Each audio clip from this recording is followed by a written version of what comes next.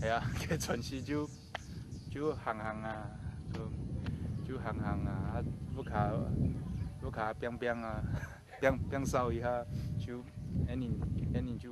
熒幕嘅靈感，就係對無停嘅創意來嘅，這個來就係行路嘅。布卡夫圈嘅茶園就係療養廠最大嘅創作空間。轉到工作室，療養廠專心嘅創作歌曲，希望到高尚地度，留其上嘅客家傳統音樂，轉變成感動人嘅力量。嘅重點就係你要做嘅有故事嘅人，因為現代嘅呢下現代嘅客家嘅創作係上。頭擺嘅療養廠仲係用國外嘅音樂做學習嘅對象，到聽嘅教工樂團嘅歌曲過後，本期動態嘅震撼。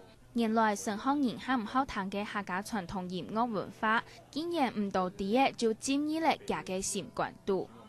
我就看到佢用嘅傳統嘅樂器落去做客家音樂嘅搖滾嘅方式去做音樂，我就想到哎呦，傳統嘅樂器、傳統嘅音樂用會按好聽。入擺得到金曲獎一位嘅肯定，療養廠同強嘅講歡喜，韓國會繼續堅持客家音樂創作嘅路。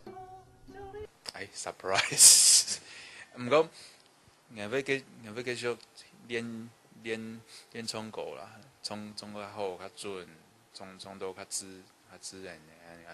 啲傳統音樂一條路數好，療養廠設定表現自家嘅創意，韓國融合傳統老現代一條路，就頭一擺嘅音樂實踐地度開始。